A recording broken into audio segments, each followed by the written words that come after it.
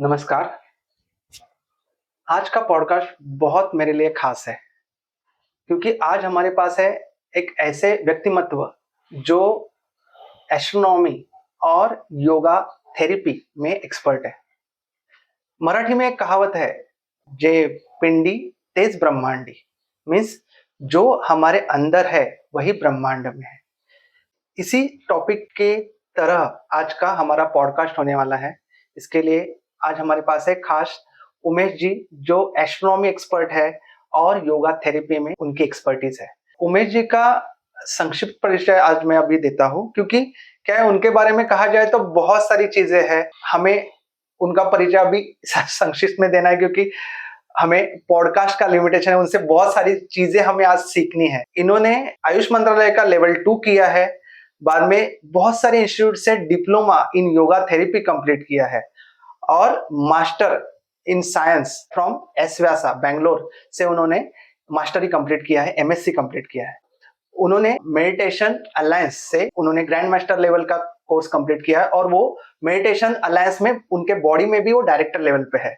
योगी विज्ञान प्रकाश जी, ये नाम से वो जाने जाते हैं। लास्ट 30 to 35 ईयर्स वो एस्ट्रोनॉमी में एज अ हॉबी करके बहुत सारे कैंप, बहुत सारे वर्कशॉप उन्होंने कंडक्ट किए हैं और योगा थेरेपी में बहुत सारे लोगों को उनकी बीमारियों को भगाया है। ऐसे महान व्यक्तिमत्व का हम स्वागत करते हैं। स्वागत है उमेश जी आपका हमारे पॉडकास्ट अनुभूति टॉक में। धन्यवाद स्वप्निल जी, मुझे बहुत खुशी हुई आज आपसे मिलकर और इस पॉडकास्ट में शामिल होकर। धन्यवाद। पहला प्रश्न हम शुरू करते हैं जो अपना कोर टॉपिक रहेगा, क्योंकि योगा और एस्ट्रोनॉमी ये दोनों एक जगह आपने कैसे लाए, एक क्षेत्र में उसको अलाइन कैसे किया और आपने आपका जो जर्नी एक साथ कैसे चालू किया उसने? स्वप्निल जी, शुरुआत करना चाहूंगा एस्ट्रोनॉमी से। यस। योग एक्चुअली मेरी लाइफ में पहले आया। Even I started doing yoga from 10th standard of my age. लेकिन मैं एस्ट्रोनॉमी से शुरुआत करता हूँ। बीइंग अ फिजिक्स स्टूडेंट, भौतिक शास्त्र का एक विद्यार्थी होने के नाते खगोल शास्त्र की तरफ एक नेचुरल अट्रैक्शन हुआ था। एंड आई कैन इमेजिन कि यही अट्रैक्शन पुराने जमाने में कैसे लोगों को रहा होगा, जब किसी एक निरभ्र आकाश में रात में तारों को देखते हैं, असंख्य तारे, उनमें दिखने वाले ग्रह, जो उस वक्त कहा जाता था कि मूविंग स्टार्स या चलने वाले तारे। फिर पता चला कि वो तो चलने वाले तारे नहीं है, वो ग्रह है। फिर उनकी एक एक रचना तैयार की गई काल्पनिकता से कि हमारी तरफ से आकाश में देखते हुए 4 तारों का ये नक्षत्र एक तैयार हो गया, 2 तारों का एक दूसरा एस्टेरिज्म तैयार हो गया और एक 25 तारों का मिलकर एक कोई तारकापुंज तैयार हो गया। तो इसके बारे में उनकी जो इमेजिनेशंस थी वो कितनी ऐसे अपीलिंग या बहुत एक्सिलरेटिंग लगा होगा उनको, दैट आई स्टार्टेड एक्सपीरियंसिंग। तो उसकी वजह से मैं एस्ट्रोनॉमी की तरफ बहुत नेचुरली मेरे साइंस स्टूडेंट लाइफ में ही अट्रैक्ट हो गया। Then by that time yoga में थोड़ा सर्टिफिकेशंस शुरू किए थे, सर्टिफिकेट कोर्सेज किए, डिप्लोमा कोर्सेज किए और एक तरफ से पैरेलल जर्नी दोनों का चालू रहा।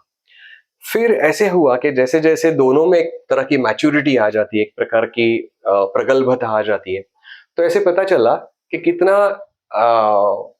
एक लकी हूं मैं कि एक तरह के आंतरिक आकाश की तरफ की जर्नी भी मुझे योग से मिल रही है और बाह्य विश्व की तरफ की जर्नी भी मुझे इस एस्ट्रोनॉमी से मिल रही है।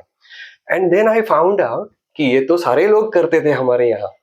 इसी तरह से पुरातन काल से ही ज्योतिष शास्त्र या खगोल शास्त्र और योग शास्त्र, जो कि धीरे धीरे फिलॉसफी से एक थेरेपी की तरफ भी तैयार हो गया, और वो थेरेपी का डेवलपमेंट जो है योग का, वो कोई मॉडर्न नहीं है।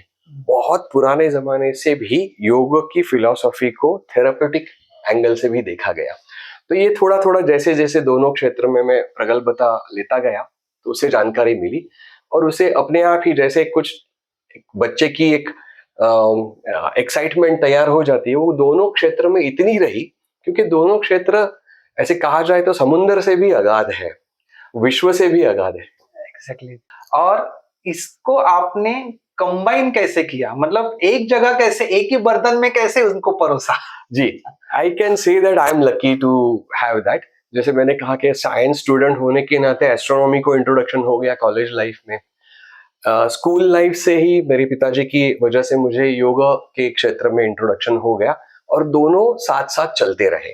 दो it was not a serious thought at that time, दोनों एक साथ चलते रहे। आफ्टर सर्टन टाइम दोनों क्षेत्रों में जैसे जैसे थोड़ी जानकारी बढ़ती गई, मैं तो ज्ञान कहना भी थोड़ा सा कभी कभी लगता है कि एस्ट्रोनॉमी में ज्ञान है ऐसा बोलना ही गलत है और योग में भी ज्ञान है ऐसा कहना ही गलत है, ऐसा लगता है जानकारी तक रहते हैं हम। Let us see what happens next. तो इस तरह से उस जानकारी से बढ़ते बढ़ते वो एक्साइटमेंट जो बढ़ती रही, तो दोनों student life then little bit of professional life वहां तक वो कंटिन्यू रहा। और मजेदार बात ऐसी हुई कि now both have become my professions. मैं एक तरह से एमेच्योर एस्ट्रोनॉमर हूँ, लेकिन उसका भी मेरे प्रोफेशन में मुझे उपयोग हो जाता है। और मैं योगा थेरेपिस्ट हूँ या योगा टीचर्स ट्रेनर हूँ, उसमें भी मुझे योग का और योग में एस्ट्रोनॉमी के नॉलेज का, एस्ट्रोनॉमी में योग के नॉलेज का, दोनों में भी एक दूसरे का उपयोग हो जाता है। इस तरह से ये जर्नी कहो तो एक by the grace of God, by the grace of gurus that I got शुरू रही। पहले हम लोग योगा और योगा थेरेपी के बारे में थोड़ा जानेंगे, बाद में एस्ट्रोनॉमी के बारे में थोड़ा और जानेंगे और बाद में उनके कॉम्बिनेशन के बारे में जानेंगे। तो मुझे बताइए, योगा जो एक्चुअल योगा जो आज सिखाया जा रहा है, वो योगा का ओरिजिन कहाँ से है, मतलब उसकी शुरुआत कहाँ से हुई? हमारे दर्शकों को थोड़ा उसके बारे में आपका पॉइंट ऑफ व्यू बताइए।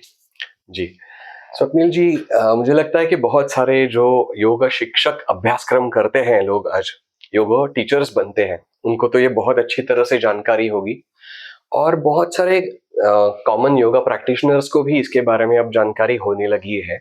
But let us sum up, एक तरह से एक छोटा सा उसका समिंग अप करते हैं कि योग शब्द अर्थ जो है उसका इसका अर्थ है जुड़ना।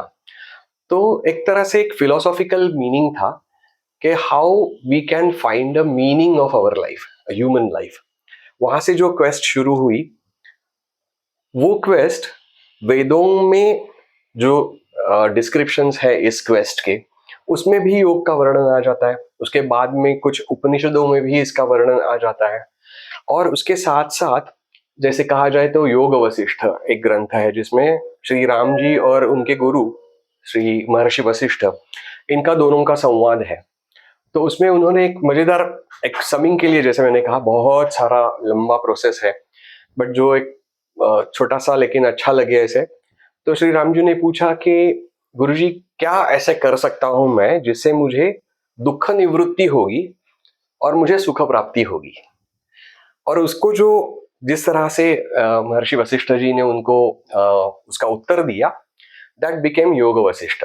तो यहाँ पर योग की फिलॉसफी भी है और उसमें उनको क्या करो और क्या ना करो इसका भी एक तरह से एडवाइस है, उपदेश है उसमें। So here we feel that it is the beginning of yog philosophy blending into yog therapy. तो इतनी पुराने जमाने से भी योग का उपयोग थेरेप्यूटिक हो गया कि मानसिक और शारीरिक दुख निवृत्ति कैसे हो, मानसिक और शारीरिक सुख प्राप्ति कैसे हो। अभी बहुत बढ़िया उमेश जी, अभी आपने जो बताया योग वशिष्ठ के बारे में, क्योंकि देखो भगवत गीता में योग का फिलॉसफी बताया है, उसमें योगा एक अलग तरीके से भगवान श्री कृष्ण जी ने बताया, लेकिन जो योग वशिष्ठ में योग चिकित्सा, जो योग थेरेपी के बारे में आपने जो बात किया, उसके कुछ और पहलू हमें बताइए योग वशिष्ठ के बारे में, ताकि हमारे दर्शकों को जान सके कि योगा वशिष्ठ में भी कुछ ऐसे चीजें हैं जो हमें अच्छी बढ़िया जीवन की तरफ लेके जा सकते हैं और जो आप बोले दुख निवारण के लिए उसका हमें उपयोग हो सकता है। जी जी, स्वप्निल जी, मैं ऐसे कहना चाहूंगा कि योग वशिष्ठ से थोड़ी सी शुरुआत करेंगे, नहीं तो हर एक ग्रंथ में इतना सखोल जाना पॉसिबल नहीं होगा। योग वशिष्ठ से शुरुआत करते हुए कुछ अलग अलग दूसरे ग्रंथों में भी कैसे इसका डेवलपमेंट होता गया, मैं ऐसे जल्दी जल्दी से वॉक थ्रू करने की कोशिश करता हूँ। कमिंग बैक, जैसा कहा कि दुख निवृत्ति सुख प्राप्ति कैसे हो कहने के बाद, तो उन्होंने जो एडवाइस किया तो उन्होंने कुछ कुछ कहा कि श्री राम जी आपको ये नहीं करना चाहिए, और उनकी तरफ से सारे समाज को, सारे व्यक्तियों को कहा कि अगर आप इस तरह से कुछ चीजों को अवॉइड करें लाइफ में और इस तरह से कुछ चीजों को अपनाएं दैनंदिन जीवन में, डेली लाइफ में अपनाएं, तो अपने आप ही आपके बहुत सारे आने वाले दुख है वो कम हो जाएंगे और आपको सुख प्राप्ति मिलेगी, यानी कि मानसिक स्ट्रेस रिलीफ मिल जाएगा। अनावश्यक चीजों में एनगल्फ होना, अपनी ऊर्जाओं को स्कैटर होने देना, ये सारी चीजें अवॉइड करनी चाहिए। और अपनी जो ऊर्जा है उसको एक तरफ से कैसे चैनलाइज्ड प्रोसेसेस में, कॉन्सेंट्रेटेड वे में आप लर्निंग प्रोसेस में डाल दीजिए। फिर लर्निंग प्रोसेस के साथ साथ आपकी शरीर की शुद्धि कैसे करनी चाहिए, शरीर के साथ साथ मन की शुद्धि कैसे करनी चाहिए, ये सारी चीजें आगे। और इसमें से जाकर इनका जो एक सेकंड इंपॉर्टेंट पॉइंट कि थेरेपी या शारीरिक व्याधि के लिए उपयोग जब योग का करना हो आपको, या किसी भी चिकित्सा का उपयोग करना हो, तो उसको समझना जरूरी है कि क्या हुआ है। अगर समझो किसी के लिए बैक पेन है तो मैं उसको हाइपरटेंशन का योगा करवाऊंगा नहीं, या similarly a doctor will not give a medicine for hypertension to a back pain patient. इसी तरह से कैसे जाने उस क्या हुआ है इस व्यक्ति को, उसका कॉज क्या जाने। आई एम सेइंग कि बैक पेन वाले को हाइपरटेंशन, इन दोनों केसेस में दोनों भी according to ancient people including Maharshi Vashishtha और उसके आगे भी बहुत सारे लोगों से, ये दोनों भी सिम्टम्स ही है। Neither that hypertension nor your back pain is the real cause. The real cause, according to Maharshi Vasishtha as well as a few other people, is really in your mind. Actually back pain या hypertension manifest होते होते बहुत समय लगता है।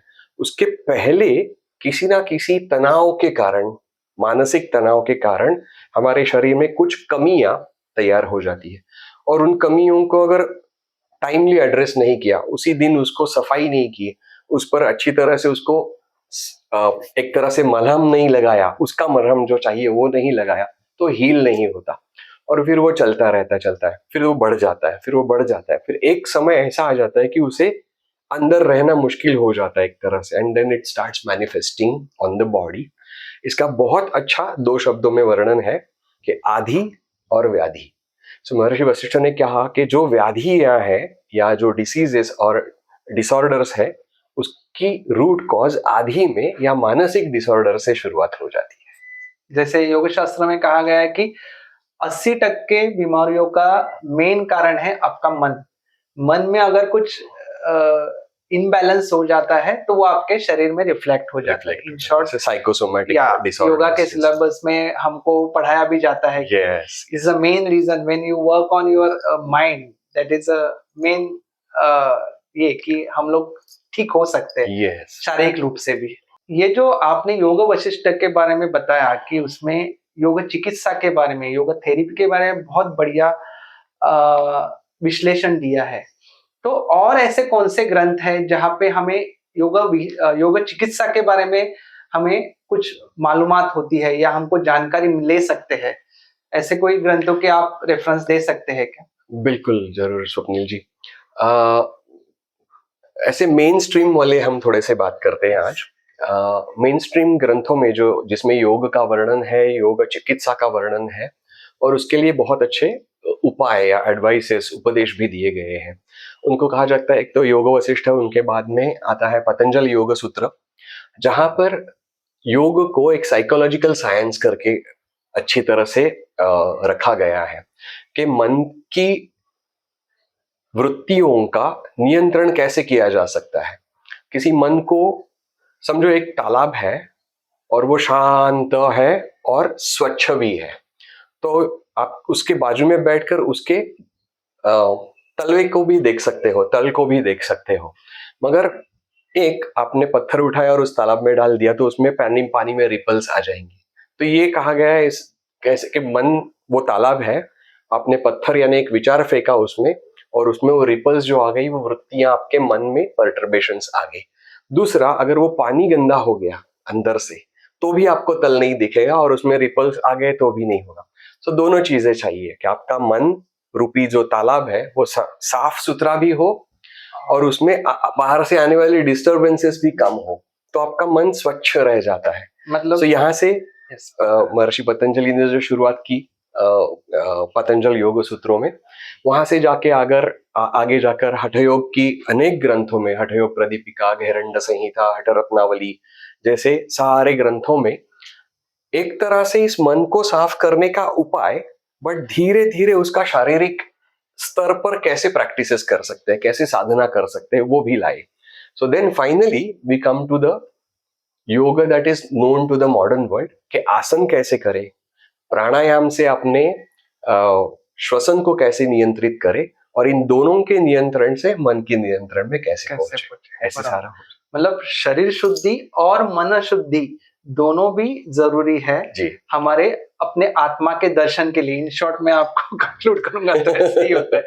तो बहुत आत्मा के बढ़िया। दर्शन के लिए तो उसका पर्पज है, लेकिन उसका अपने आप उसका फायदा आपके शरीर को मिल को जाता भी है, वो थेरेपेटिक इफेक्ट, थेरेपेटिकल इफेक्ट ऐसे। मिल ही जाता है। बहुत बढ़िया। अभी जो एक उससे रिलेटेड मैं आपको अगला क्वेश्चन भी पूछूंगा। अभी योगा, जो नॉर्मल योगा सिखाया जाता है योगा क्लास में, ग्रुप क्लासेस में, या मासली जो योगा सिखाया जाता है, और योगा थेरेपी, ये दोनों में क्या फर्क है? और किन लोगों को योगा थेरेपी में जाना चाहिए और किन लोगों को ग्रुप क्लास के लिए जाके अपना फिटनेस मेंटेन करना चाहिए? उसके बारे में कुछ आप जानकारी दीजिए हमारे दर्शकों को। जी स्वप्निल जी, लगभग सारे योग गुरुओं ने कहा है कि योग एक आपकी जीवन शैली है, यानी it is a lifestyle, it is not a separate activity to be done in yoga classes. तो आप कब उठते हो और उसके बाद में आपका दिनचर्या कैसे बिताते हो, कैसे कितने बजे कहाँ सोते हो, कैसे सोते हो, यहाँ तक का पूरा दिन और रात की नींद भी, ये सारा एक्चुअली योग में आ जाता है। But as we come to the modern days practices of yoga, अगर योग बच्चों ने उनकी जल्दी की उम्र में शुरू किया, अपने शालेय जीवन में अगर बच्चों ने योग शुरू किया, तो उनको वो बहुत प्रिवेंटिव लेवल पर काम करेगा, उनका मन साफ सुथरा रहेगा, मन की बीमारियां उनको होगी नहीं, और उनका मन मानसिक संतुलन और मानसिक प्रगल्भता या डेवलपमेंट इतनी अच्छी हो जाएगी कि उनको शारीरिक व्याधियों से भी दूर रहना पॉसिबल हो जाएगा। शारीरिक व्याधियों से दूर रहने पर उनकी शारीरिक शक्ति बढ़ जाएगी, शारीरिक शक्ति और ऊर्जा बढ़ने से उनका लाइफ बहुत अच्छी तरह से सक्सेसफुल हो सकेगा। तो अब इनको क्या करना चाहिए? They can go to the group classes, they can do a good dynamic yoga like Surya Namaskar, अच्छा सा प्राणायाम सीखे, मंत्र उच्चार सीखे अच्छे योग शिक्षक या योग गुरु से, ये हो सकता है। दूसरा जो आपका प्रश्न था कि योगा थेरेपी किनको करना चाहिए, तो now we come to the point of modern life के मॉडर्न लाइफस्टाइल में एक तो सीडेंटरी लाइफस्टाइल, उसके साथ साथ स्ट्रेस, और उसके साथ साथ थोड़ा फिजिकल लेवल पर भी एक वर्णन करता हूँ कि कोर स्ट्रेंथ कम होना, ये सबसे बहुत, और धीरे धीरे शायद ये सभी लोग बोलने लगेंगे इसके बारे में। इन प्राइमरी 3 चीजों से लगभग सारे ही लोग ठीक नहीं है शारीरिक दृष्टि से, ना उनको नींद अच्छी आती है, ना भूख अच्छी लगती है, और अगर कहीं किसी एक्टिविटी में जाना हो, समझो उनको रनिंग करना हो, वॉकिंग करना, तो वो भी उत्साहवर्धक नहीं होना। तो ओवरऑल ऐसे लगता है कि सारा जीवन एक पैसे कमाने का एक डाइवर्टेड अटेंशन टाइप्स हो गया है। तो क्या पैसे नहीं कमाए? नहीं, ऐसा बिल्कुल नहीं, जरूर कमाए। थोड़ा सा बैलेंस रखे, थोड़ा सा अपनी तरफ देखे, थोड़ा सा अपने साथ साथ अपने परिवार को देखे, आनंद ले जीवन का। और ये करने के लिए जो योगिक शारीरिक प्रैक्टिसेस है लाइक आसन और प्राणायाम, और उनके थोड़े से सीडेंटरी, थोड़े से डायनामिक या कॉम्बिनेशन ऑफ बोथ, ये थेरेपेटिक यूज शुरू करे तो ओवरऑल वेलबींग हो जाएगा। फिर उसके बाद में स्पेसिफिक एलिमेंट्स के लिए आप किसी अच्छे योगा थेरेपिस्ट के पास जा सकते हैं कि बैक पेन हो रहा है तो, अगर हाइपरटेंशन है तो, डायबिटीज है तब, या कभी एज रिलेटेड प्रॉब्लम्स है, मोबिलिटी इश्यूज है तो उसके लिए, तो वो कुछ स्पेसिफिक प्रैक्टिसेस, आसन उनके लिए मॉडिफाई किया हुआ, प्राणायाम भी उनके लिए थोड़ा मॉडिफिकेशन किया हुआ। और सबसे अच्छा होगा कि जो ध्यान के अलग अलग एप्लीकेशंस इनके लिए जो किए गए हैं, उसमें अगर जाएं प्रैक्टिसेस में, तो इन सबसे जनरल योगा प्रैक्टिस और योगा थेरेपेटिक प्रैक्टिस में बहुत लाभ मिलेगा।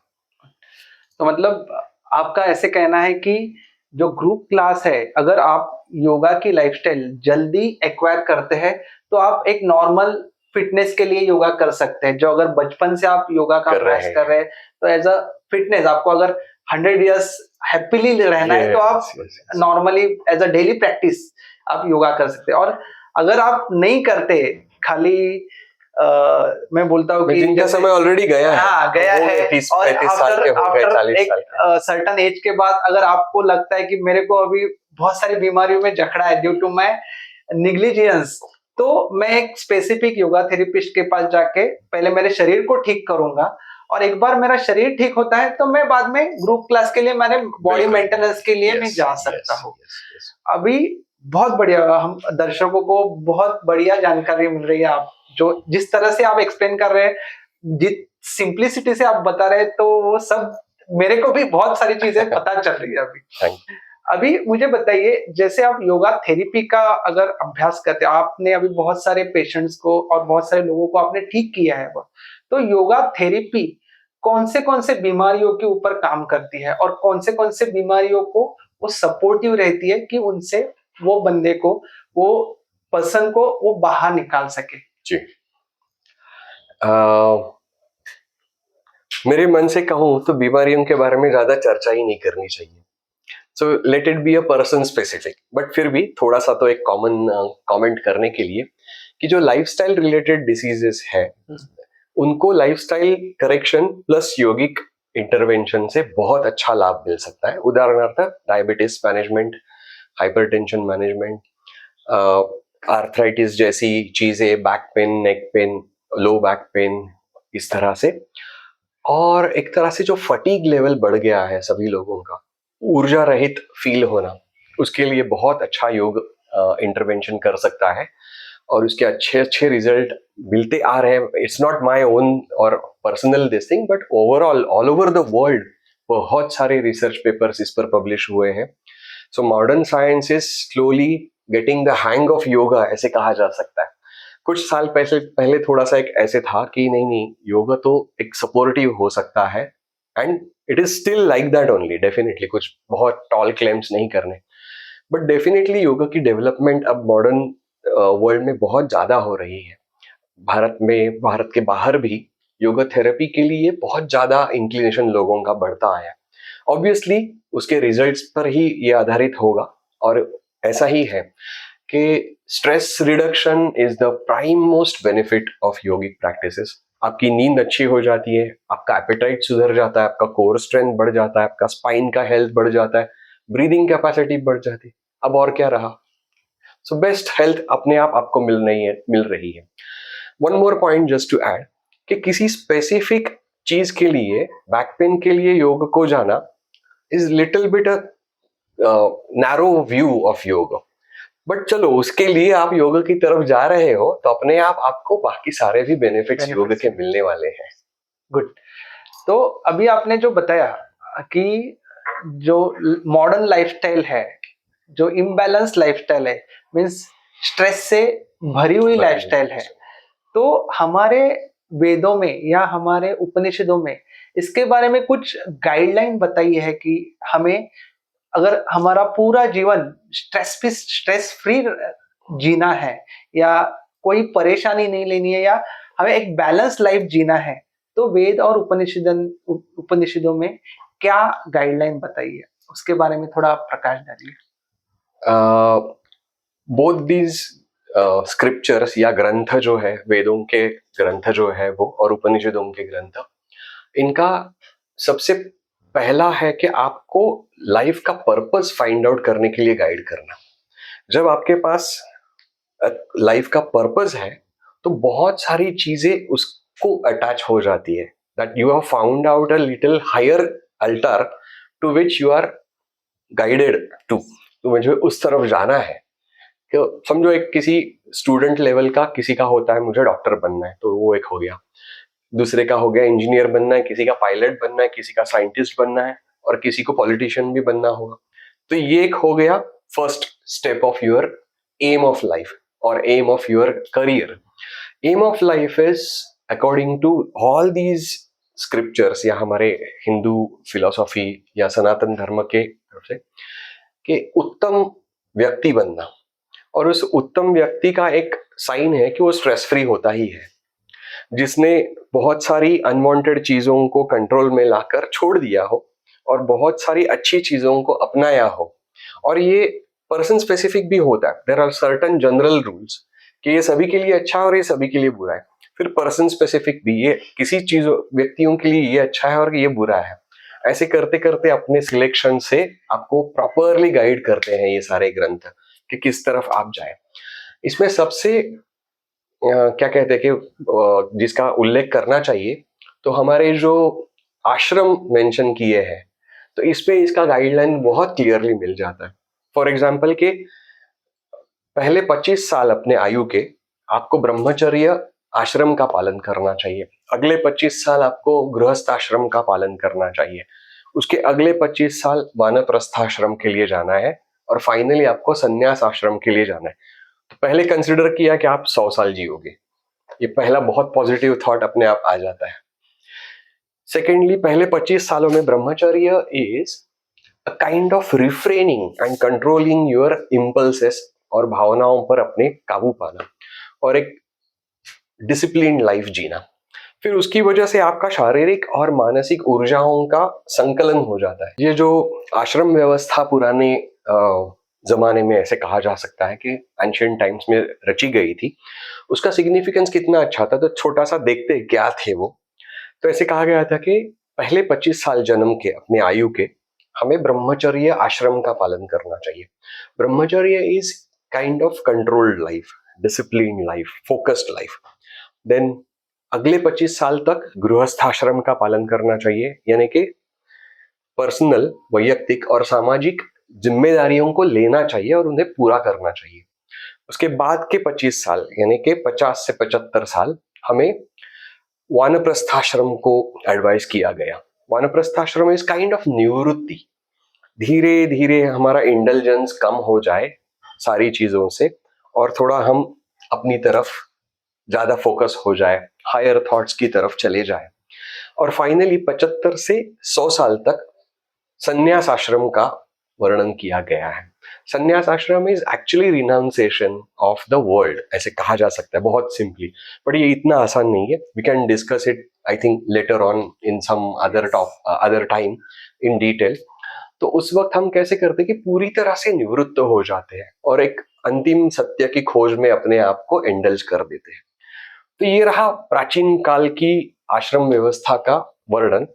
तो अब आप पूछोगे कि अभी इसका क्या करूं, हम कैसे करें अभी। और अभी मुझे ये भी पूछना है कि अभी का जो जनरेशन है, नहीं तो हम लोग अभी सब, नॉट जनरेशन, सब लोग इसको कैसे शफल कर रहे हैं जिसकी वजह से वो सब परेशानियों में आ रहे हैं, ये मुझे ज्यादा पूछना है। जी बिल्कुल, वैसे थोड़ा पर्सनल कमेंट हो जाएगा, but I am talking in general कि जो ब्रह्मचर्य का आयु है 25 साल, जिसमें इंटेलिजेंस कम होना चाहिए, उसमें वो बढ़ गया है। Absolutely. Right from our mobiles and gadgets to any misled lifestyle. Yes. Totally. रात को जागना, दिन भर सोना, जंक फूड खाना, या ये बोले जाए तो हर एक को पॉइंट किया जैसा हो जाता है, लेकिन बहुत सारी ऐसी चीजें हैं जो नहीं करने जैसी, बहुत ज्यादा आ गई। So we are far away from that.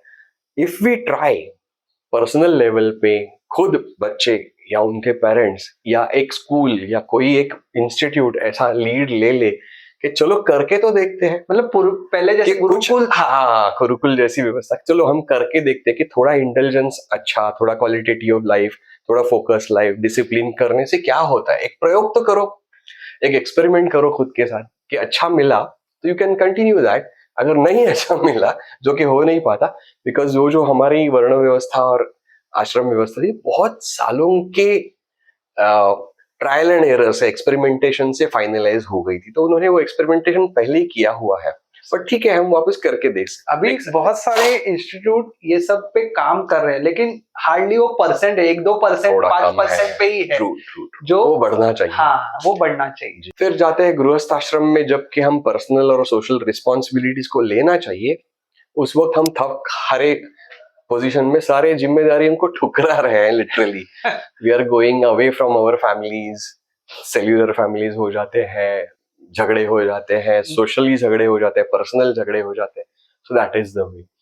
फिर संन्यास आश्रम के वक्त जब सब कुछ रिनाउंस करना है तो ऐसे लगता है चलो अब मैं रिटायर हो गया, अब मैं एंजॉय करूँ जो चाहे मैं कर सकता हूँ, अभी मुझे जो मेरे को जो तो मैंने और छूट vices- गया मैं वो उसको हासिल करूँ। तो और सारा इंटेलिजेंस बढ़ जाता है। और संन्यास आश्रम की तो बात ही नहीं करते हैं, चलो बाद में देखते हैं कभी।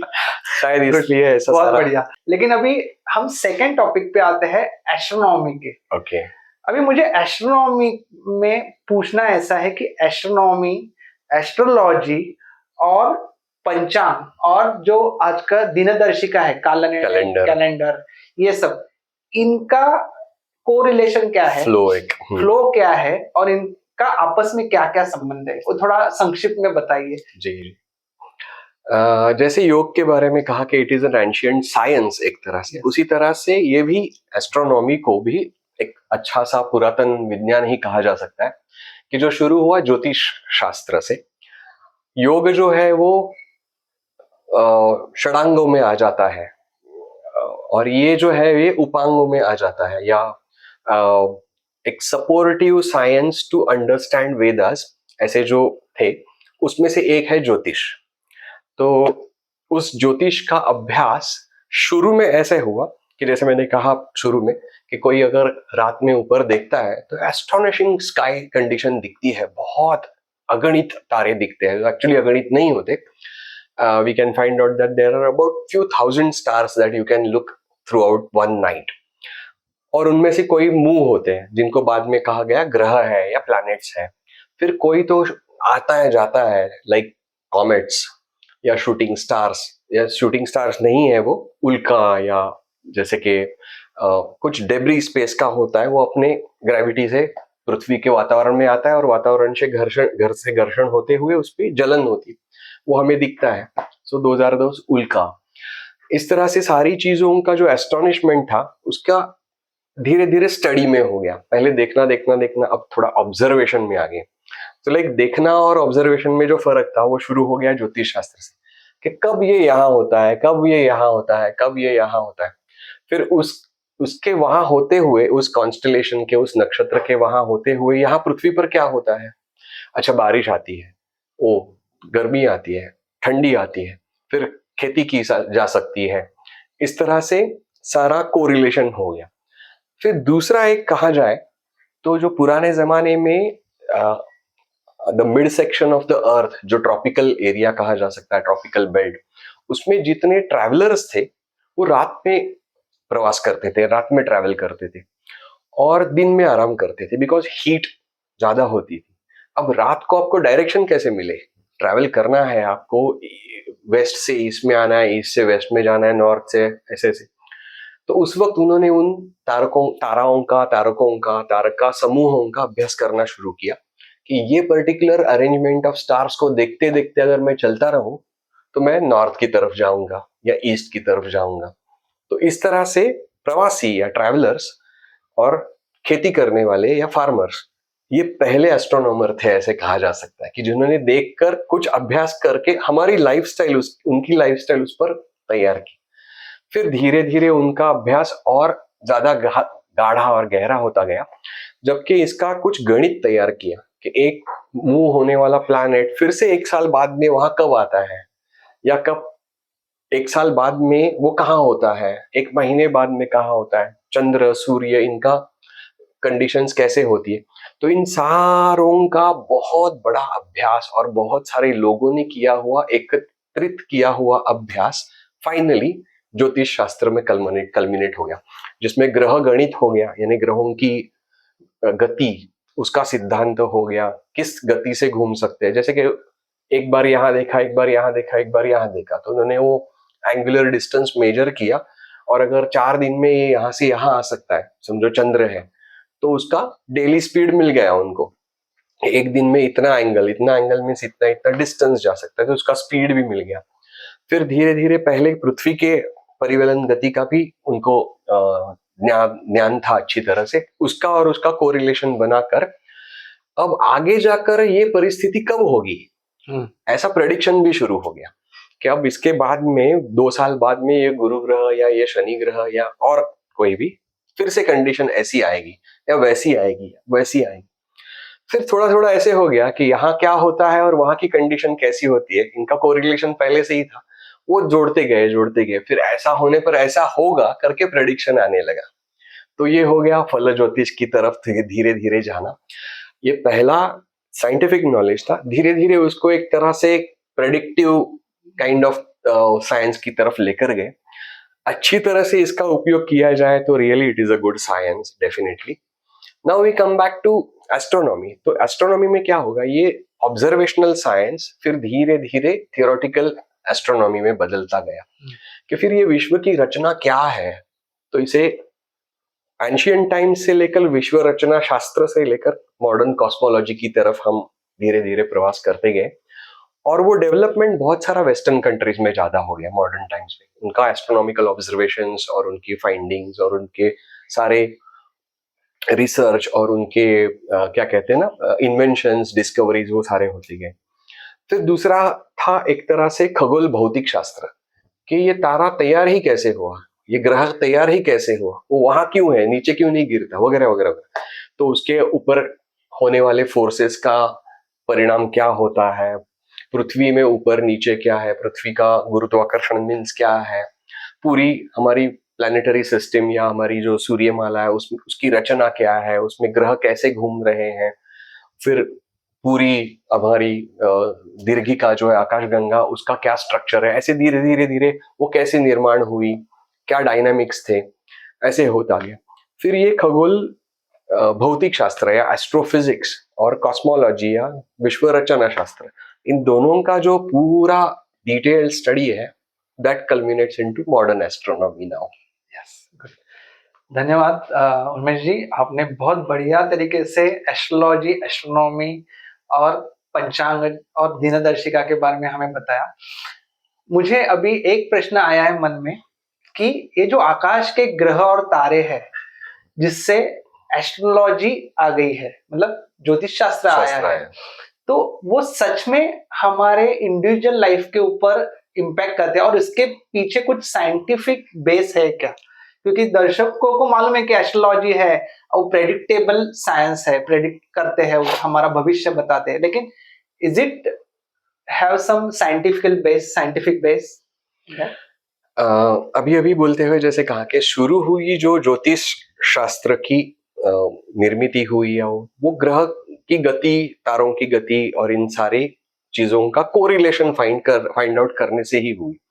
वही एस्ट्रोनॉमी में कैरी फॉरवर्ड हो गया और वो ज्यादा डेवलप हो गया।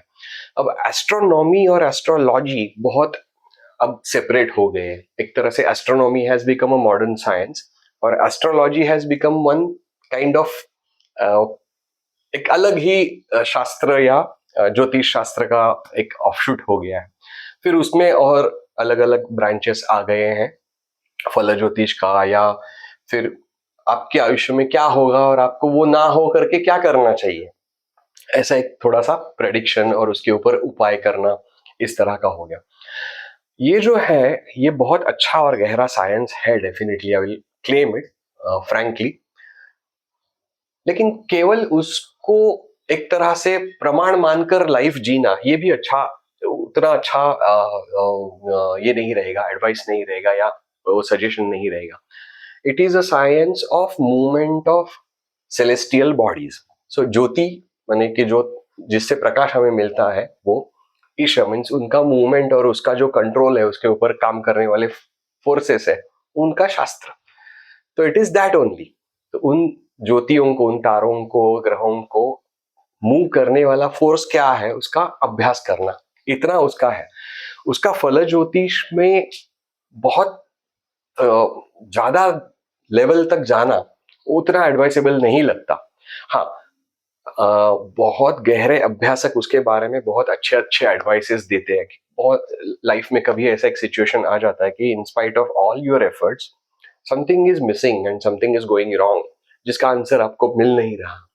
उस वक्त आप बहुत अच्छे अभ्यासक से कुछ एडवाइस लेकर वो आप थोड़ा सा करेक्शन कर सकते हो। क्योंकि just to conclude on this topic, जब कहा जाता है कि गुरु का आपके इसके क्या कहते हैं आपकी राशि पर प्रभाव पड़ रहा है, तो इट डज नॉट मीन क्या वो जो ग्रह है आकाश में वो, और उसके बैकग्राउंड में जो राशि है आपकी, उन दोनों का कुछ कोरिलेशन है, ऐसा नहीं है. It is the time when Guru is with that राशि, तो आपके यहाँ पृथ्वी पर कुछ एक अलग फोर्सेस तैयार हो जाएंगे, उसका परिणाम आप पर किस तरह से हो जाएगा. तो एक साथ बहुत सारे लोगों पर ऐसा परिणाम हो सकता है. So it is not very individual and person specific suggestion कि ये करना चाहिए आपको.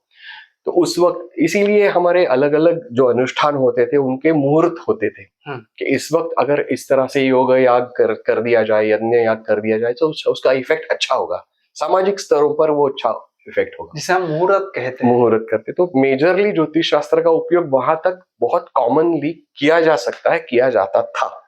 मुझे नहीं लगता कि पुराने जमाने में भी आज का फल ज्योतिष जिस तरह से बोलते कि हाथों को देखो या वो देखो और वो करो और वहां पर उस तरह पे जाकर ये चढ़ाओ ये करो, इस तरह का पुराने जमाने में भी नहीं होगा.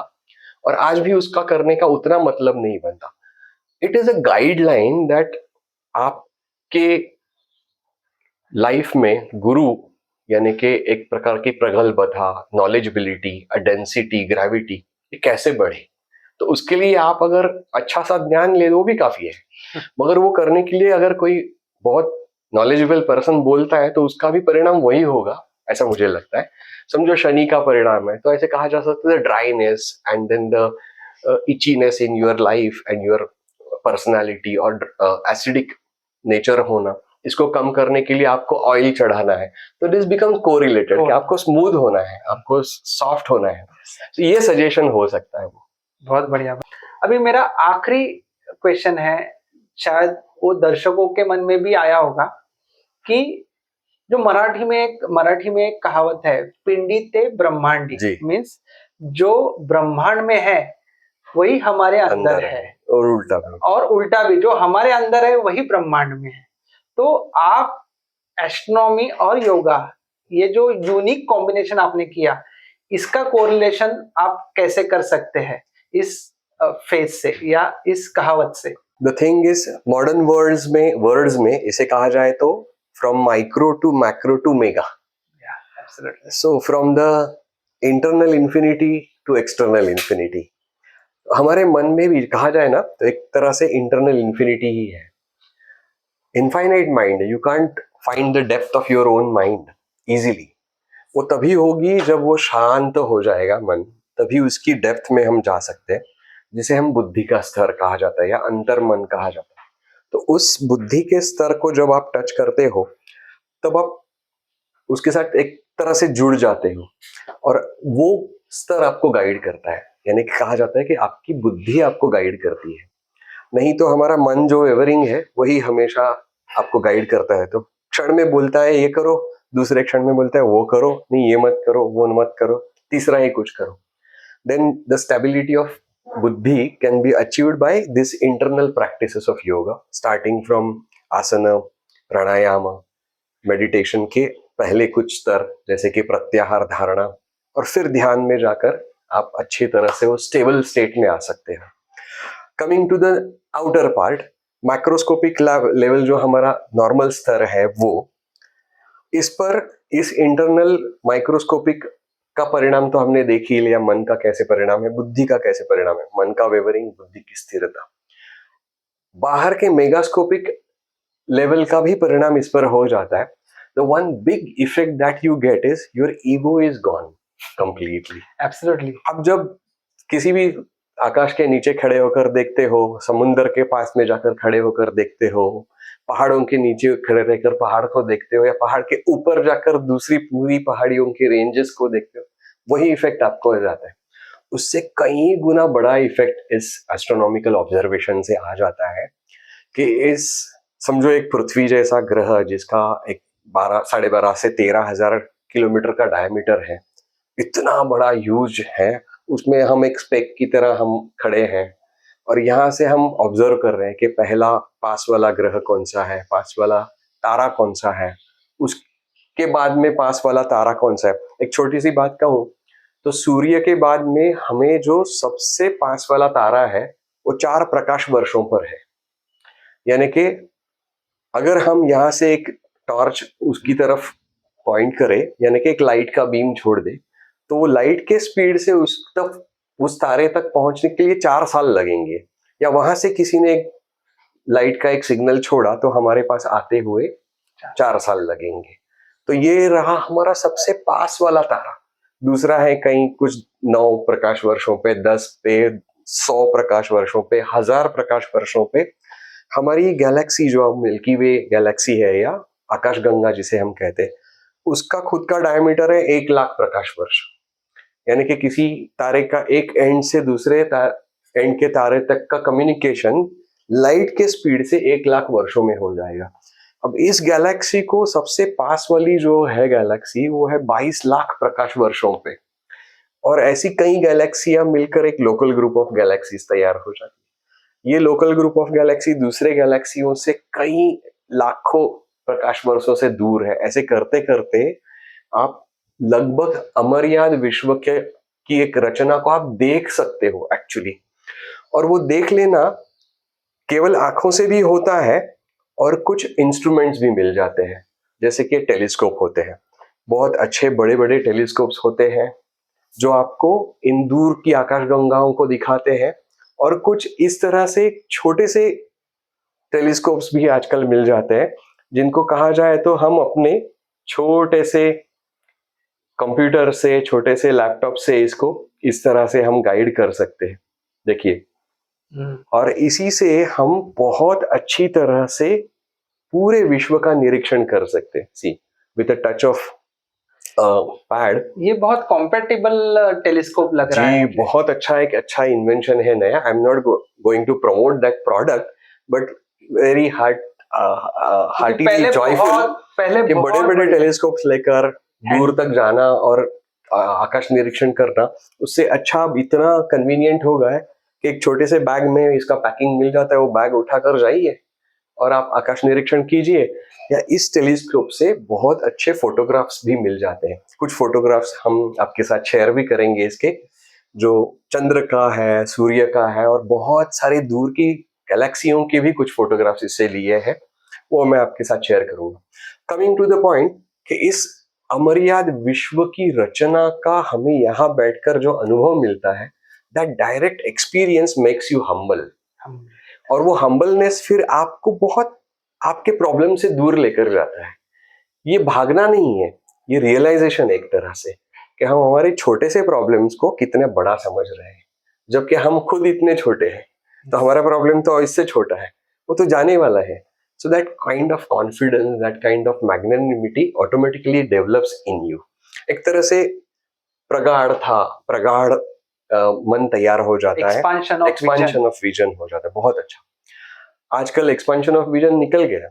हम घर में 10, 12, 15 फीट देखते हैं, बच्चे स्कूल में बैठते हैं, बस में बैठते हैं, रिक्शा में बैठते हैं, और बाहर का देखना ही भूल गए। यानी कि एक तरह से जो सिंबॉलिक बोलते हैं ना, दूरदृष्टि, वो प्रैक्टिकली दूरदृष्टि नहीं मिल रही है तो मेटाफोरिकली कहाँ से मिलेगी, ऐसा हो गया है। तो उस तरह की दूरदृष्टि भी इस खगोल शास्त्र के अभ्यास से आपको मिल सकती है, where your vision is expanded to infinity.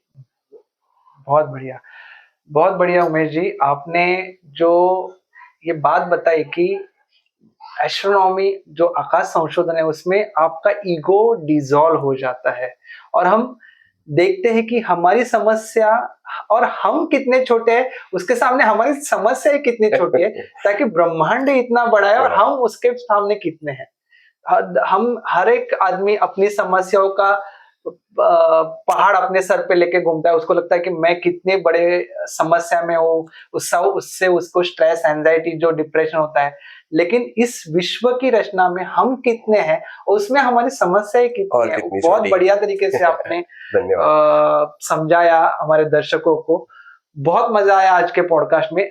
अभी एक इसके आगे जाके एक क्वेश्चन है कि आपका जो अब एक यूनिक मिशन है एस्ट्रोनॉमी एंड योगा, अभी इसमें अगर हमारे दर्शकों को आपसे जुड़ना है तो आपके अभी एग्जिस्टिंग प्रोजेक्ट कौन से हैं, और कुछ आगे आने वाले प्रोजेक्ट के बारे में हमें बताइए, ताकि दर्शकों को जिनको इसके लिए क्यूरियोसिटी है वो आपसे संपर्क कर सके और आपसे कुछ नॉलेज गेन कर सके। इसके लिए आप थोड़ा गाइड कीजिए आपके प्रोजेक्ट्स के बारे में और जो एग्जिस्टिंग प्रोजेक्ट्स है और अपकमिंग प्रोजेक्ट्स के बारे में। जी, धन्यवाद। स्वप्निल जी, मैं कहना चाहूँगा और खुशी है कहने में कि एस्ट्रोनॉमी के लिए हम हमने एस्ट्रोनॉमी क्लब स्थापन किया है।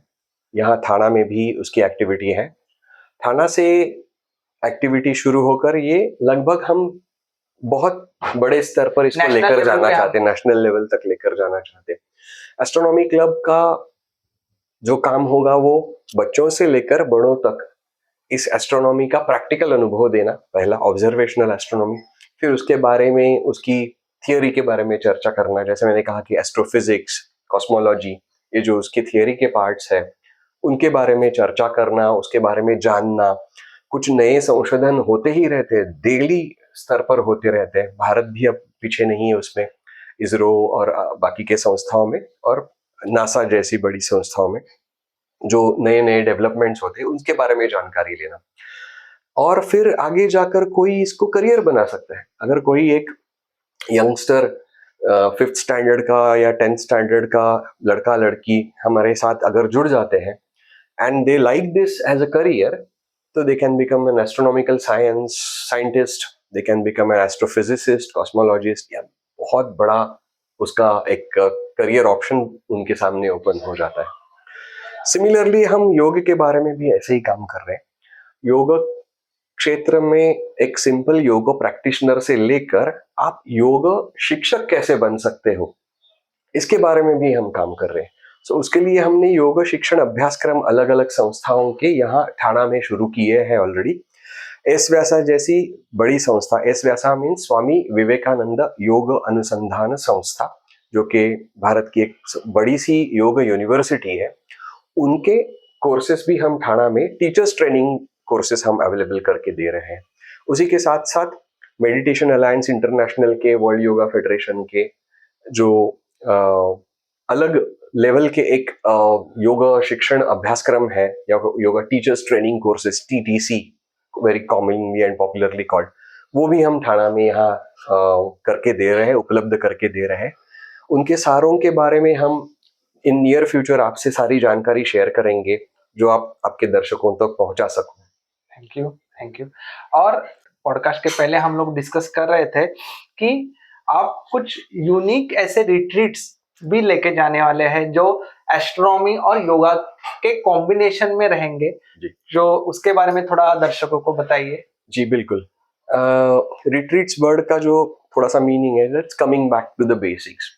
तो समझो एस्ट्रोनॉमी क्लब के अभ्यास करने वाले कुछ लोग बढ़ गए हमारे साथ, टीचर्स ट्रेनिंग योग का करने वाले भी टीचर्स बढ़ गए, और उसके साथ साथ जो योग थेरेपी ले रहे हैं हमसे आपसे वो लोग बढ़ गए, और नॉर्मल योगा प्रैक्टिशनर्स भी। इन सबको थोड़ा सा काइंड ऑफ क्रॉस रेफरेंसिंग करना, उनको एक दूसरे से मिलाना, एक साथ योग करने वालों को एस्ट्रोनॉमी का अनुभव देना, एस्ट्रोनॉमी करने वालों को योग का अनुभव देना, एंड देन जो एक तरह से एक इंटरेस्टिंग विजन तैयार हुआ है वो सभी के साथ शेयर करना। इसलिए इन रिट्रीट्स का एक संकल्पना हमने तैयार की है, जिसमें आप भी उसका एक अविभाज्य अंग है, भाग है आप।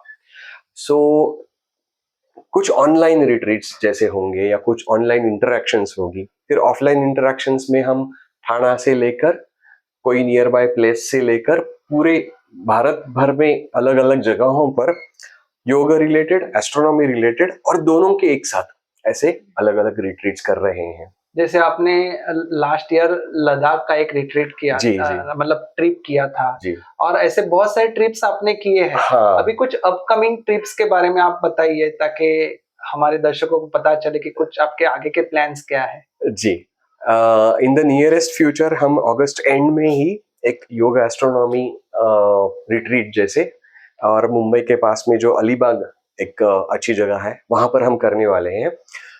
उसके बारे में जो ब्रोशर्स हमारे हैं वो आप शेयर करिए आपके दर्शकों के साथ, और जो हमारे साथ जुड़ना चाहे और इस योग एस्ट्रोनॉमी रिट्रीट का अनुभव करना चाहे, एंजॉय करना चाहे, दे आर ऑल वेलकम। और आप सभी को हमारे साथ आगे भी जुड़ने के लिए मैं अभी से आमंत्रित करता हूँ। मतलब अभी आप पहले तो एक एस्ट्रोनॉमी का क्लब आपका जो है उससे दर्शक आपको जुड़ सकते हैं ताकि आप उनको और उसके बारे में डीपर नॉलेज आ सके। स्प्रेड कर सके। और आपके टीचर ट्रेनिंग कोर्स भी है, योगा टीचर ट्रेनिंग कोर्स, और उसको कंबाइन करके आप एक गैदरिंग, मतलब एक कंबाइंड नॉलेज भी आप Yes. रिट्रीट के माध्यम से करेक्ट। आप लोगों तक पहुंचा रहे हैं। बहुत बढ़िया था उमेश जी, आप इतना बढ़िया आपका नॉलेज शेयर किया इतना सिंपल लैंग्वेज में, जो क्रिटिकल मतलब अथांग बोलते हैं हम, उतना वास्ट टॉपिक है एस्ट्रोनॉमी और योगा, उसको आपने एक बहुत अच्छा बाइंडिंग करके हमारे सामने रखा। इसके लिए बहुत बहुत धन्यवाद। आप आज यहाँ आए, आपका कीमती समय दिया, इसके लिए अनुभूति योगा की तरफ से आपके बहुत बहुत धन्यवाद। Thank you.